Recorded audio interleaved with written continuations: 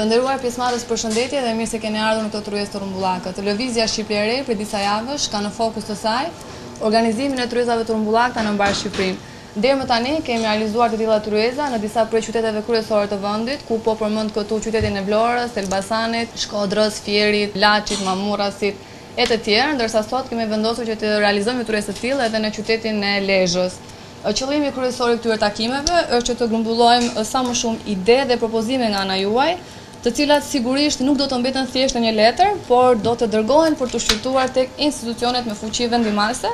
për të marrë një zgjedhje të duhur. Temat kryesore për cilat do të flasim sot janë shumë të rëndësishme që na ndjekën në çdo hap të jetës. Bëhet fjalë konkretisht për punësimin, arsimin, shërbimet sociale, si dhe për ide dhe perspektiva për vitet 2012-2021. Të tilla tryeza natyrisht do të vijojnë anë mban Shqipërisë, pasi ne kemi si qëllim, siç ju thash, që të grumbullojmë sa më shumë ide, të cilat natyrisht do të praktikohen nga lëvizja Shqipëria e Re. Si koordinatore e kësaj lëvizje, e quaj tryezën të hapur dhe mi pres nga ju sa më shumë propozime të vlefshme për të ardhur në ndihmë vetvetes. Sistemi arsimor në Shqipëri ka shumë probleme për momentin, si arsimi publik ashtu dhe arsimi privat. Arsimi publik ka probleme në infrastrukturë, mungojnë shumë investime, ndërsa e kundërta ndodh në arsimin privat, në cilën nuk mungon infrastruktura, por mungon cilësia. Dhe këto duhen alternuar dhe zgjedhur në një farë mënyre. Dhe dihet që të rinjt sot kanë shumë probleme për të punësuar,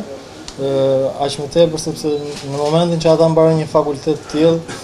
ndihen edhe të pambrojtur pasi ata sapo dalin nga bankat e shkollës kanë marrë thjesht disa teori dhe nuk kanë shumë njohuri nga praktika. Nëse shumë institucione do mundsojnë stazhe të ndryshme punësimi, stazhe të mirëfillta, jo siç ato që kryhen nëpër si universitete publika dhe ashtu private që nuk njihen fare dhe shpërfillen si thua janë thjesht burokracira, po të kryen stazhe të mirëfillta, edhe studentët mund të ndihen akoma më të motivuar për të punuar dhe mund të kuptojnë akoma më mirë gjëra që ata kanë studiuar përpara gjatë viteve të studimit në fakultet. Këtu tek ne mungojnë shumë vendet e punës për shumë lloj degësh, për shembull këto specializime në elektroaut, gjitha pjesët zanatet e industriale, hidraulika, elektricistat apo këta hasin shumë probleme, sepse edhe persona që mbarojnë një fakultet për një degë të tillë, si inxhinieri elektronike, inxhinieri mekanike, edhe ata kanë të vështirë të futen në tregun e punës, dhe aq më tepër ata që mund mbarojnë një të mesme. Por nëse shteti do t'i motivonte edhe shkollat profesionale të mesme me këto stazhe që sapo përmenda edhe përpara, që ata në praktik të mësojnë akoma më tepër, mund të angazhohen të gjithë të rinjt në këtë lloj. Mund të krijojnë dhe vende pune. Në vend si Lezhë është më vështirë për një që vazhdon shkollën, të vazhdojë edhe një punë part-time. Pastaj është edhe problemi jo vetëm mundësitë që nuk ofrohen, po edhe sistemi social rrotë, domethënë njerëzit është diçka që vazhdon akoma një tip mentaliteti ose që nuk në lejon shumë dhe thanë. Arsimimi në Shqipëri ka shumë pika në të cilat duhet të ndërhyen dhe të rregullohen. në sistemin arsimor shqiptar vjet trenjë mbi popullimi i universiteteve me student nga degë të ndryshme, por që realiteti me të cilin përballen ato pasi mbarojnë këtë shkollë është komplet ndryshe. Mendoj se thjesht po jepet një mundësi që të shkojnë në shkollë, por puna është që shkolla bëhet për një të ardhme dhe të gjesh punë mbas shkollës është shumë e vështirë, edhe në Shqipëri akoma është shumë përhapur korrupsioni dhe nuk varet nga vlerat dhe meritat ose nga diploma gjithë secili që ka mbaruar, por miko për të gjetur një vend pune. Sistemi i punësimit, si që thash dhe më përpara, mendoj se ka akoma shumë korrupsion. Mendoj që studentët ose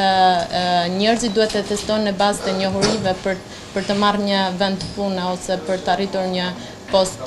pune, ose thjesht disa degë të veçanta mund tjetë ndërhyrja e shtetit ose subvencionimi në kompani që t'i rekrutojnë studentët më të mirë ose të tërheqin për të bërë praktika studentët e cilët mbarojnë për shembull degët e ekonomikut, inxhinierisë apo ca degë të caktuar, që kanë nevojë, po ashtu edhe të mjekësisë. Shërbimet sociale në qytetin e Lezhës janë deri diku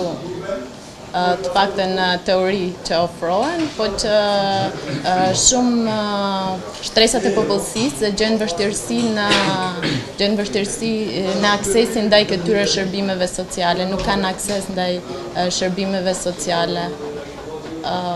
Zakonisht në çdo vend shtresat më të varfëra janë ato që janë më të vështirësuar për të pasur akses në të gjitha shërbimet që janë sociale, ose thjesht edhe në marrjen e një asistencë sociale apo diçka të tillë, më të vërtet ka shumë raste që nuk janë familje që kanë vërtet nevojë për ta marrë këtë shërbim social, këtë ndihmë sociale, por janë familje ndoshta të tjera që e marrin. Duhet të mbizotrojmë më shumë praktika, sepse në kur shkojmë nëpër spitale, neve s'na lejnë të bëjmë praktikë, sepse thonë na zëni vendin e punës. Duhet të ketë pak më shumë infrastrukturë, të gjëra që të ndryshojnë, që të mos ekzistojë gjithmonë miku për të hyrë diku në punë, duhet të hysh për gjërat që ti di të bësh. Me shërbimet sociale duhet të hapen më shumë qendra për të varfrit, për njerëzit që s'kan mundësi të shkojnë nëpër spitale, se duhet të kenë lek patjetër se si prek njëri me dorë. Diçka e tillë, që të ndihmojnë më shumë të varfrit ato që s'kan mundësi, sepse gjithmonë i lejnë pak më mrapa.